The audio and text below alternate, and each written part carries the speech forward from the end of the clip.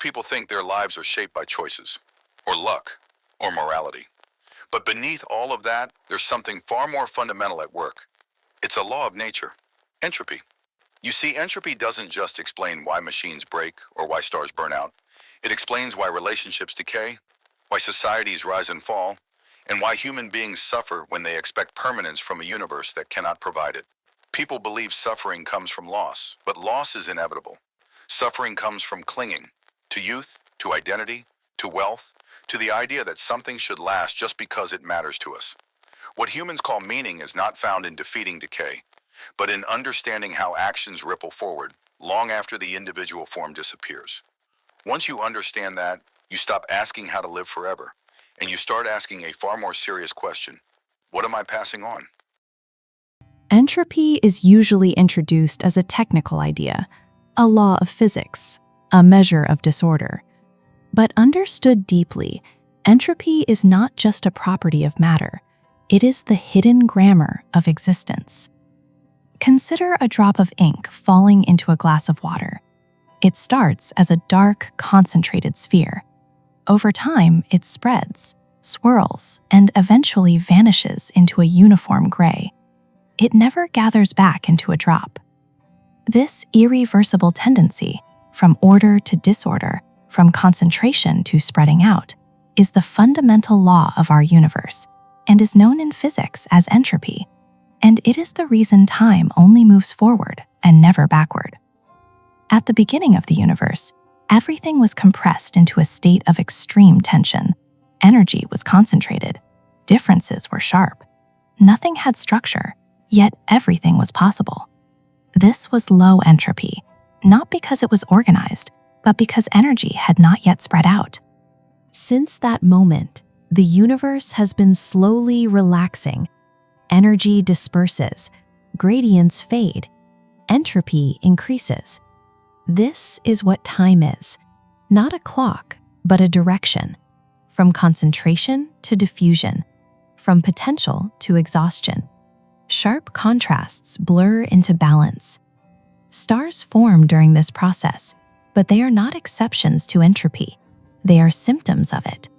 When gravity gathers matter, pressure ignites fusion, and a star forms. It is brilliant and powerful. But this structure is not preservation, it is consumption. A star burns its concentrated fuel and releases vast amounts of radiating energy into space, accelerating the universe towards equilibrium, thinning the universe's remaining differences. Stars do not resist entropy, they help fulfill it. They are burn marks left behind as the universe evens itself out. And yet, within this universe moving steadily towards disorder, something extraordinary appears. Life. Life appears in the same flow. Sunlight is radiation. From the sun's perspective, every photon is part of the star's march toward disorder. The sun's entropy increases as it radiates energy into space. Yet when that radiation reaches Earth, it arrives as concentrated, directional, low-entropy energy relative to our cooler planet. Life does not consume chaos. Life consumes differences. The gradients between high and low, hot and cold, concentrated and diffuse. Cells harvest sunlight, convert it to chemical energy, and build complexity. Minds form memories. Organisms grow. Every moment of internal order comes at a cost, exporting more disorder into the world than is absorbed. Think of it like a waterfall. The sun's energy is water at the top of a cliff. It rushes down with potential. Life is the water wheel in the flow, extracting energy to turn the machinery of order while the water continues cascading, spreading, and dissipating. The wheel does not stop the waterfall. Life channels a fraction of that flow to create temporary structures. A baby is not low entropy, nor is it disordered. A baby grows by channeling energy and exporting entropy. Internal order increases as external disorder grows. Warm-blooded humans live intensely, burning energy fast, building cognition, but aging rapidly. Cold-blooded animals run slowly, generate less heat, and often live longer. Energy intensity comes at a cost. Living systems do something that should not last. They maintain internal order in a world that relentlessly destroys it. Cells repair themselves, organisms grow, minds learn. In 1944, physicist Erwin Schrödinger asked a radical question: what is life from a physical perspective? His answer was deceptively simple. Living systems survive by feeding on negative entropy or negentropy. Life does not violate the laws of physics, it negotiates with them. Think of a whirlpool in a river. The whirlpool has shape, motion, and identity, but only while water continues to flow through it. It is not a solid object. It is a pattern made of flow. When the flow stops, the structure disappears without a trace. We are that whirlpool.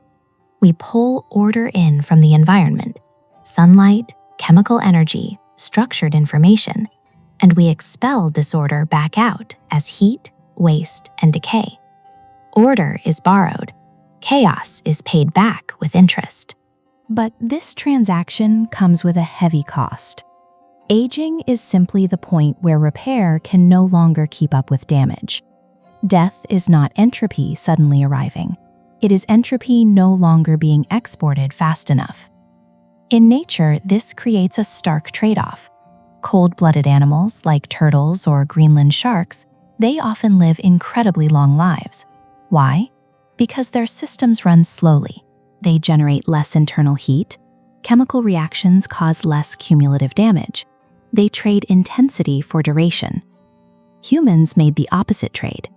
We are warm-blooded. This evolutionary path burns energy aggressively.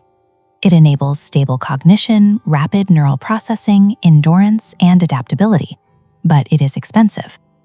Humans do not live long because evolution did not optimize for longevity. It optimized for information, coordination, and awareness. We burn brighter. We burn faster. And because we burn so bright, we create complex civilizations that require even more energy to maintain. As physicist Geoffrey West showed in his work on scaling laws, the bigger the system, the more fragile it becomes. Civilizations are no different from biological organisms. Roads, power grids, institutions, all must be actively repaired. If innovation slows, entropy accelerates. Collapse is not sudden, it is gradual, then all at once. When we apply this principle to our own daily lives, something important becomes clear. What is often labeled as laziness, procrastination, or lack of motivation is not a moral flaw.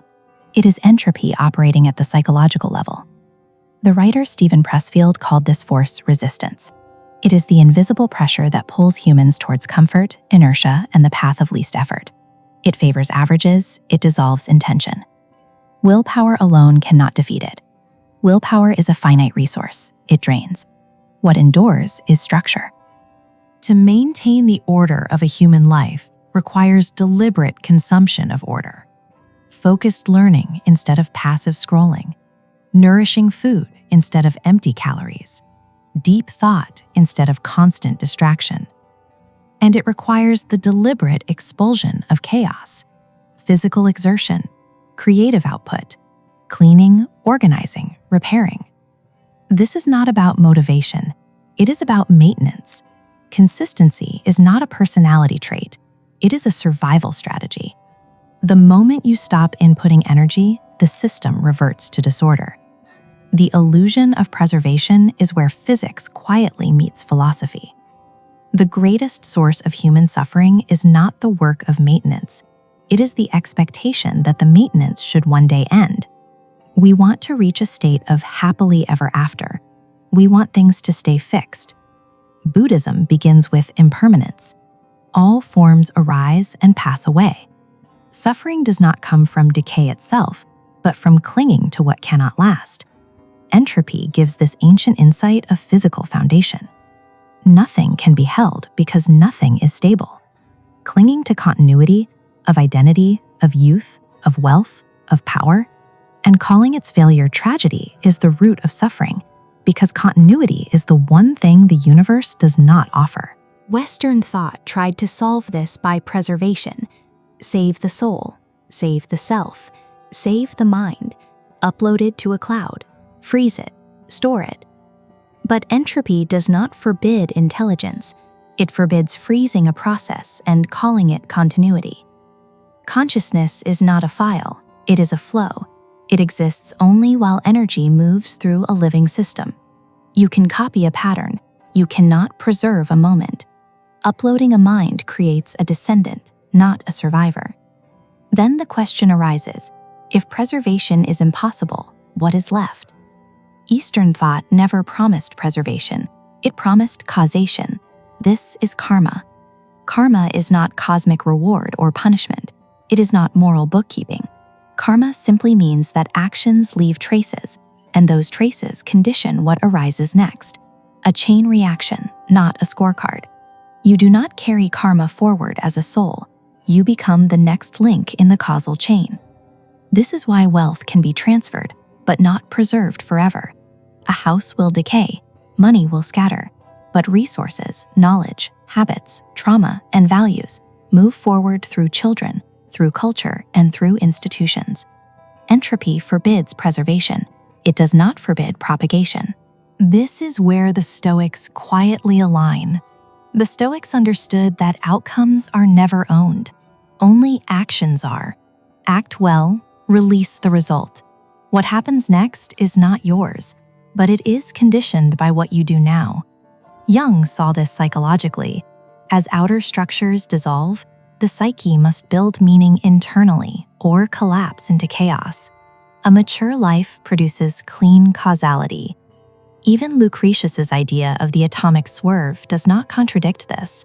Randomness exists at small scales, but patterns emerge at macro scales. Actions bias the future. Influence persists, even if form does not.